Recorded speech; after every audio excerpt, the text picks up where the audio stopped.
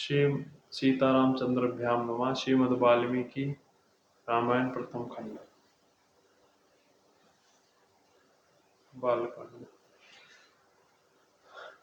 षष्ठीतम सर्ग। विश्वामित्र का ऋषियों से त्रिशंकु का यज्ञ करने के लिए अनुरोध। ऋषियों द्वारा यज्ञ आरंभ।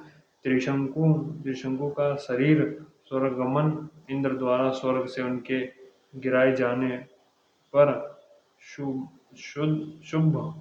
शुभद हुए। विश्वामित्र का नूतन देव सर्ग के लिए उद्युक्त।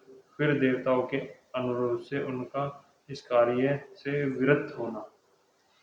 श्री राम महोदय सहित वशिष्ठ के पुत्रों का अपने तपोबल से नष्ट हुआ जान महान तेजस्वी विश्वामित्र ऋषियों के बीच इस प्रकार कहा। मुनिवरों, ये कुश में उत्पन्न राजा त्रिशंकु है। ये विख्यात नरेश बड़े ही धर्मात्मा और दानी रहे हैं तथा इस समय मेरी शरण में आए। इनकी इच्छा है कि मैं इनके अपने इसी शरीर से देवलोक पर अधिकार प्राप्त करूं। अतः आप लोग मेरे साथ रहकर ऐसे यज्ञ का अनुष्ठान करें जिससे उन्हें इस शरीर से ही देवलोक की प्राप्ति हो सके।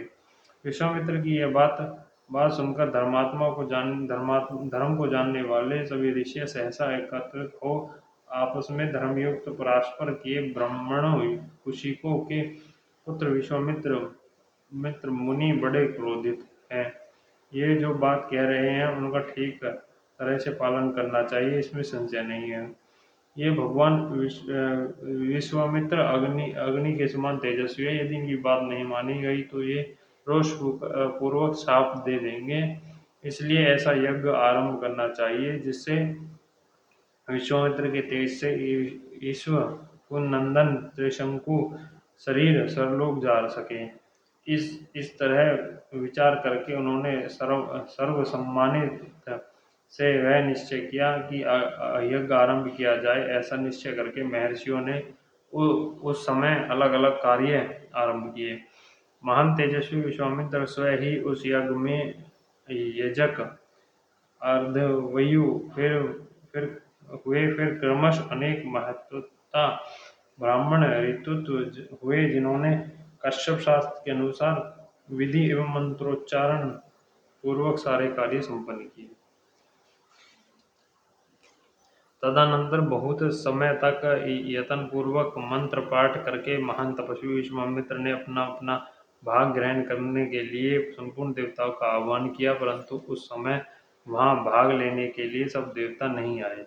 इससे महामुनि विश्वामित्र को बड़ा क्रोध आया और उन्होंने सुत्रवा उठवा रोष के साथ राजा त्रिशंकु से इस प्रकार कहा। नरेश्वर, अब तुम मेरे द्वारा अपराजित तपस्या का बल देखो। मैं अभी तुम्हें अपनी शक्तियां से शरीर स्वलोक में पहुंचाता हूँ।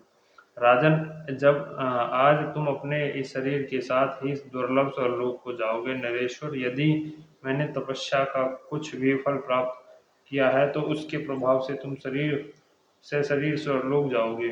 श्री राम विश्वामित्र मुनि के इतना कहने पर राजा त्रिशंकु सब मुनियों के देखते देखते उस समय अपने शरीर के साथ ही स्वर्गलोक चले गए।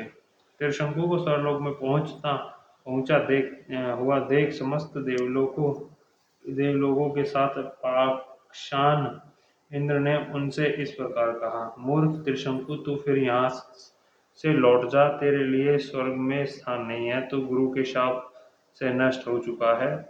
अतः नीचे मुंह किए हुए पृथ्वी पर जा गिरा। इंद्र के इतना कहते ही राजा त्रिशंकु तपोधन विश्वामित्र को पुकारकर त्राही त्राही की रट लगाते हुए स्वर्गलोक से नीचे गिरे। चीखते चिल्लाते हुए त्रिशंकु की वह करुणा पुकार सुनकर कौशिक मुनि को बड़ा क्रोध हुआ। वो त्रिशंकु से बोले, राजन वहीं ठहर जा। उसके ऐसा कहने पर त्रिशंकु बीच में ही लटके रह गए। तपस्या तेजस्वी विश्वामित्र ने ऋषि मंडली के बीच दूसरे प्रजापति के समान दक्षिण मार्ग के लिए नए सप्तऋषियों की सृष्टि की। तथा क्रोध से भरकर उन्होंने नवीन नक्षत्रों का भी निर्माण कर डाला। वे महायशस्वी मुनि क्रोध से कलुषित ही दक्षिण दिशा में ऋषिमंडली के बीच नूतन नक्षत्रों मालाओं की सृष्टि करके यह विचार करने लगे कि मैं दूसरे इंद्र की सृष्टि करूंगा अथवा मेरे द्वारा रचित स्वर्गलोक बिना इंद्र के ही रहेगा। ऐसा निश्चय करके उन्होंने क्रोधपूर्वक नूतन देवताओं की सृष्टि आरंभ की।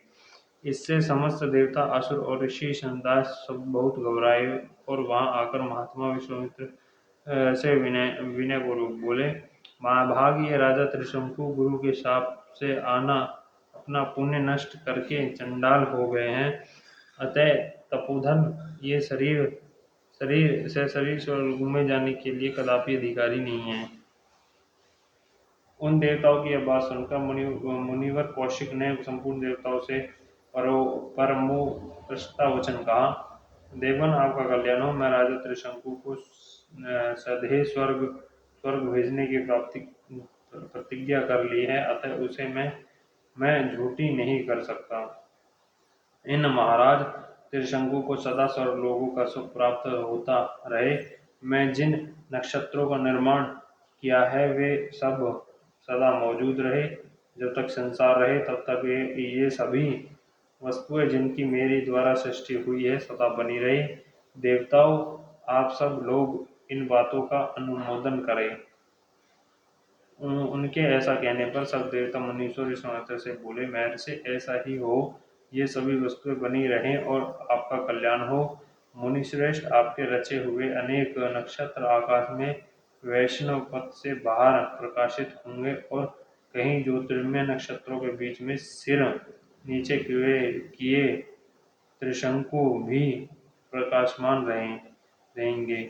वहाँ अपनी स्थिति देवताओं के समान होगी और ये सभी नक्षत्र इन कृतार्थ एवं यशस्वी नरश्रेष्ठ का स्वर्गीय पुरुष की भांति अनुसरण करेंगे। इनके बाद संपूर्ण देवताओं के ऋषियों के बीच में ही महान तेजस्वी धर्मात्मा विश्वामित्र मुनि स्तुति की। इसके प्रसन्न होकर उन्होंने बहुत अच्छा कहकर देवताओं को अनुरोध स्वीकार कर लिया। नरश्रेष्ठ श्री राम तदनंतर यज्ञ समाप्त होने पर सब देवता और तपोधन महर्षि जैसे आए थे उसी प्रकार अपने अपने स्थान को लौट गए। इस प्रकार श्रीमद् वाल्मीकि निर्मित हर्ष रामायण आदि काव्य बालकांड में 60वां सर्ग पूरा हुआ। कुछ श्रीमद् रामचंद्र की पवन सुत हनुमान की जय। बालाजी महाराज जय। बाल जय जय श्रीमद् रामचंद्र की।